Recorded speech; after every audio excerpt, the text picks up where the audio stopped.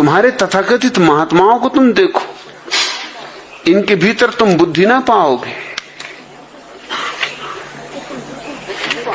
इनको तुम बिल्कुल बुद्धू पाओगे, मगर ये तुम्हें बुद्धू दिखाई नहीं पड़ते, क्योंकि तुम्हारी धारणा ये है कि देखो उपवास कर रहे हैं।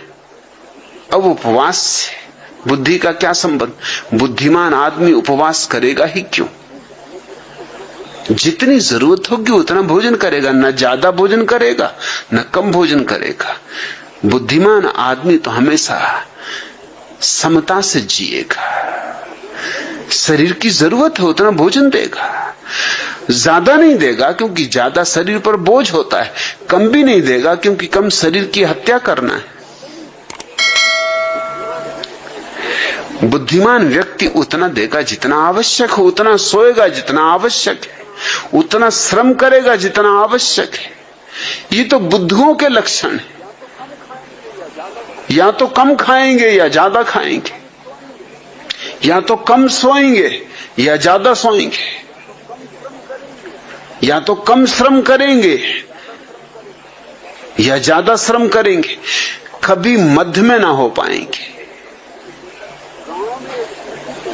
गांव में एक प्रसिद्ध नेताजी का भाषण होने वाला था। वे सभा स्थल पर पहुंचे तो देखा वहां सिर्फ एक ही श्रोता बैठा था। नेताजी ने उससे पूछा, अब क्या करना चाहिए? जैसा आप ठीक समझे, उसने उत्तर दिया, मैं एक मामूली किसान हूं और ये जानता हूं कि जब मैं 20 गायों को चारा डालने जाता हूं और यदि वहां सिर्फ एक गाय भी हो तो मैं उसे बिना चारा दिए लौट नहीं आता। उसके उत्तर से प्रभावित हो नेताजी ने भाषण दिया।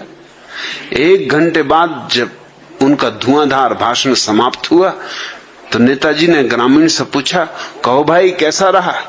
बहुत सुंदर किसान बोला, लेकिन मैं तो एक मामूली किसान हूं और सिर्फ ये जानता हूं कि 20 गायों की जगह मुझे यदि एक गाय मिले तो मुझे उसको सबका चारा नहीं खिला देना चाहिए।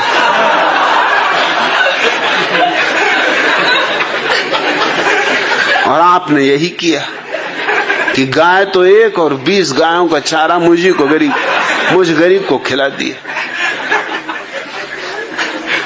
बस भागी भागी तभी तरह की कब भागूं, मगर अकेला हूं, भाग भी नहीं सकता। अब आपकी आंखें भी मुझी पे गड़ी हुई। कई बहाने खोजे मगर कोई बहाना हाथ ना आए। अच्छा भी ना लगे कि अब अकेले आदमी मैं ही भाग जाऊं तो फिर भाषण कैसे चलेगा और नेताजी क्या सोचेंगे, बुरा इनके मन को ना लग जाए। मगर इतना कहता हूं कि आगे जरा ख्याल रखें, जब गाय एक हो तो 20 गाय का घास उसके सामने ना डालें।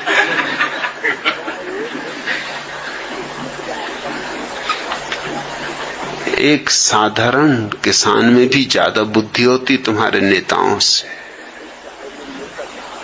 फिर चाहे वे नेता धार्मिक हों और चाहे राजनीतिक, कुछ भेद नहीं है उनमें।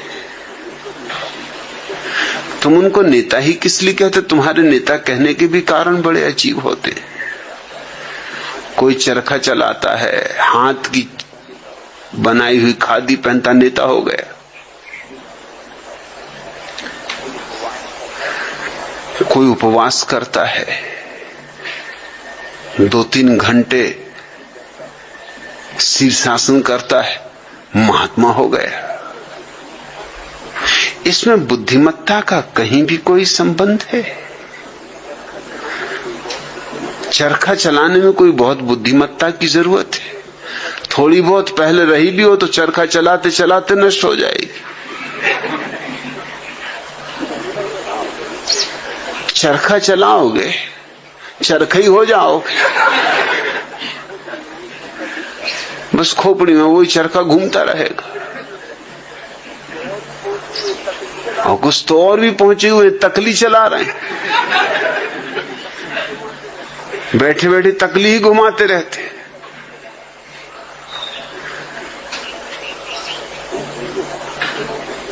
तुम जिनको धार्मिक कहते हो, जिनको तुम महात्मा कहते हो, कभी सोचो भी इनके भीतर कहीं भी कोई प्रतिभा का लक्षण दिखाई पड़ता है?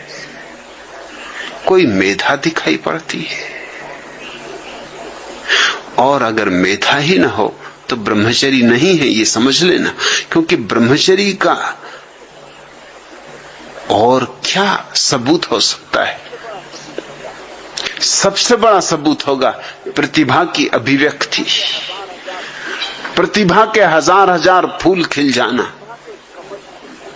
प्रतिभा के कमल खुल जाना, प्रतिभा की सुगंध उड़ जाना। उनके कृत्य में भी प्रतिभा होगी, उनके उठने बैठने में, चलने फिरने में भी। इसलिए चर्या, चलना फिरना, उठना बैठना, उनके जीवन के हर एक कृत्य में तुम एक धार पाओगे, एक चमक पाओगे, एक ओज पाओगे। लेकिन तुम्हारे धार्मिक नेताओं की जिंदगी में तुम जंग लगी पाओगे, और जितनी ज्यादा जंग चढ़ी हो उन पर, उतने ही तुमको वो जचेंगे। क्योंकि तुम्हारी धारणाएं, तुम्हारी मान्यताएं। अब कोई आदमी खड़ा है 10 साल से, खड़े श्री बाबा हो गए। 10 साल से खड़े हो, इससे क्या प्रतिभा का लेना देना है? दुनिया में कौन सा सौंदर्य बढ़ रहा है तुम्हारे खड़े होने से? कौन सी संपदा बढ़ रही, कौन सा सुख बढ़ रहा है, कौन सी शांति बढ़ रही? मगर भक्तगणों की भीड़ लगी हुई, भजन कीर्तन चल रहा है। क्योंकि खड़े श्री बाबा 10 साल से खड़े, 10 साल से नहीं 10,000 साल से खड़े हों। इनके खड़े होने से क्या होता है? ये खड़े खड़े ठूंठ हो गए हों तो भी क्या होता है? या कोई मौन हो गया। मेरे एक मित्र मेरे साथ एक बार कलकत्ता यात्रा पर गए। रास्ते में यूं बात कर रहे थे।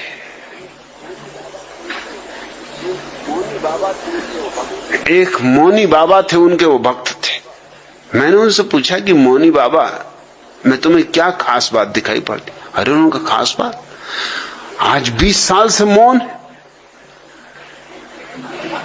मैंने कहा इसमें तो कुछ खास बात नहीं।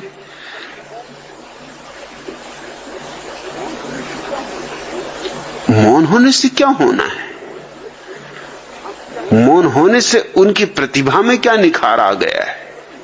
मौन होने से उनके जीवन में कौन से दिए जल गए?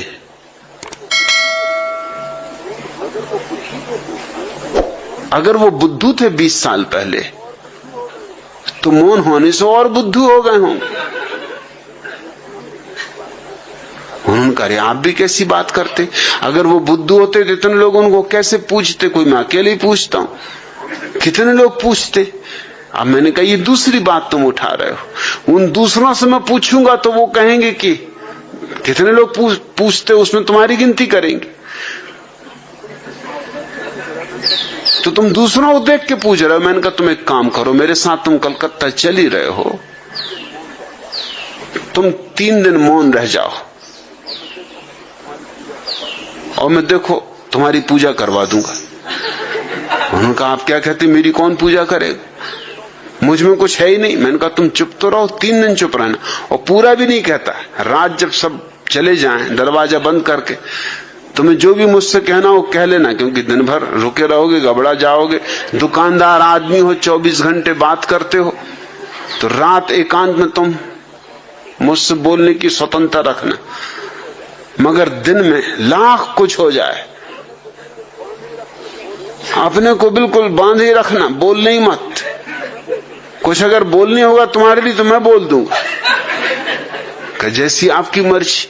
उनको बात जची करके देख लेने जैसी। कलकत्ते में ठहरता था सोहनलाल दुगड़ के घर पर। वो कलकत्ता के एक बड़े करोड़पति थे। जब मैं उनके घर पहुंचा, वो मुझे लेने आए, तो उन्होंने पूछा कि आपके साथ कौन है? मैंने कहा ये मौनी बाबा। मौनी बाबा, इनकी क्या खूबी? मैंने कहा ये 30 साल से मौन। वो एकदम उनके पैरों पर गिरे। वो बेचारे सज्जन जो दुकानदारी करते थे, कपड़ा बेचते थे, और कपड़ा भी कुछ खास नहीं, कटफीस की एक छोटी सी दुकान थी। सोहनलाल दुगर जैसा करोड़पति उनके पैरों पर गिरे, सख्शाए भी। मैंने उनको इशारा किया कि सख्शाना मत, अब जब मौनी बाबा बन गए तो अब डरना मत, अभी तो बहुत कुछ होगा, ये तो शुरुआत। जब सोहनलाल दुगर तुम्हारे पैर में गिरेंगे तो अभी तुम कलकत्ते के सब मारवाड़ियों को गिरते देखोगे, तुम घबराते क्या? तुम रुको जरा। वो तो इतने घबरा गए कि वो मुझे हाथ से धक्का मारेंगे, भैया ये बात ठीक नहीं।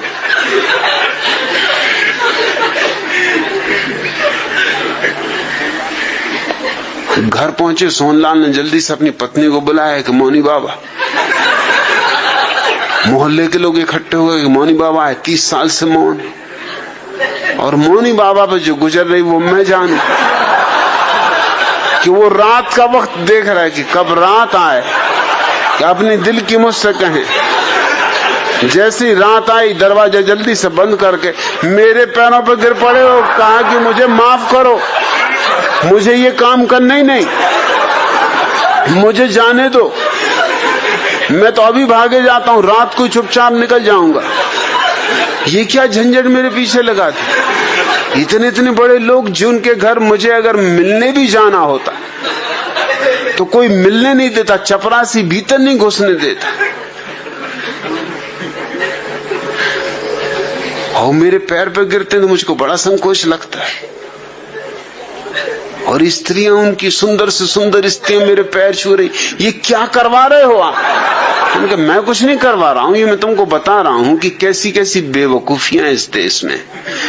तुम भी उन्हीं बेवकूफों में हो जिसकी तुम 20 साल से पूजा कर रहे हो, और तुम तो अभी सिर्फ 5-6 घंटे ही मौन रहे हो।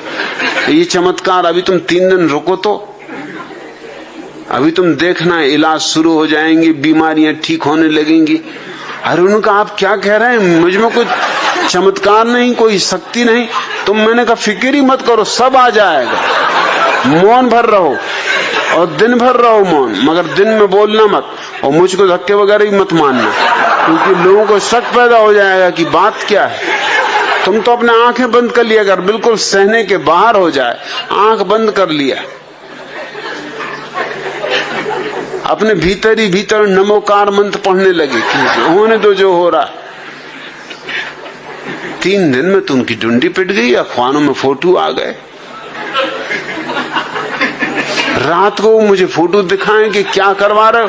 अगर मेरे घर पता चल गया, अगर मेरी पत्नी बच्चों को पता चल गया, तुम तो मेरा घर लौटना तंग बंद कर दोगे। ये अखबार अगर वहां पहुंच गए तो मेरी मुसीबत हो जाएगी, और फिर मेरी दुकान की भी तो सोचो। और इधर मैं कटफीस खरीदने आया हूं, तुम नाहक रास्ते में मिल गए। अब मैं कटफीस कहां खरीदूंगा? ये कलकत्ते का बाजार तो खत्म, क्योंकि जिनके यहाँ से मैं कटफीस खरीदता था वो लोग भी मेरे पैर छू रहे हैं, और कई तो मुझे गौर से देखते भी हैं कि शक्ल कुछ पहचानी मालूम होती। 1-2 आदमियों ने प्रश्न भी किया कि 30 साल से मौन है, इस शक्ल कुछ पहचानी मालूम होती। मैंने कहा देखा होगा किसी पिछले जन्म में। अरे जन्म जन्म का नाता है। उन्होंने कहा ये बात ठीक, ये कोई साधारण साधक है जो जन्मों से साधना कर रहे हैं, कई बार तुम मिले होगे पिछले जन्मों में, इसलिए शक्ल पहचानी लगती। कहा लगती तो पहचानी सी शक्ल, मतलब कहीं देखा है, और ऐसा भी नहीं लगता कि पिछले जन्म में देखा, इसी जन्म में देखा है। मैंने कहा ये बड़े पहुंचे हुए पुरुष हैं, एक ही साथ कई नगरों में एक साथ प्रकट हो जाते। वो मुझे हुद्दे मारे कि मत ऐसी बातें कहो।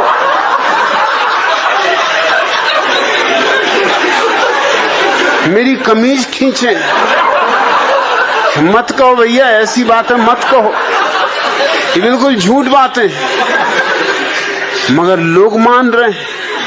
मिठाइयां आने लगी, फल आने लगे, और रात मुझको कहें कि क्या करवा रहे, इतनी मिठाइयां फल में कहां ले जाऊं, तुम ले जाना, घर बाल बच्चों को मोहल्ले में बंटवा देना। स्टेशन पर जब उनको लोग छोड़ने आए, कटफिश तो वो खरीद ही नहीं पाए, क्योंकि अब कहां कटफिश खरीदे, कोई देख ले कटफिश खरीदता कि मोनी बाबा कटफिश खरीद रहे। रास्ते भर मुझ में नाराज रहे कि और सब तो ठीक, मगर कलकत्ते का बाजार खराब करवा दिया, अब मैं कलकत्ता कभी न जा सकूंगा। मैंने उसका तुम घबराओ मत, तुम एक काम करो, दाढ़ी बढ़ा लो, अगली बार जब कलकत्ता जाओ दाढ़ी मूछ बढ़ा के चले जाना। हाँ, उन्होंने कहा ये बात जस्ती।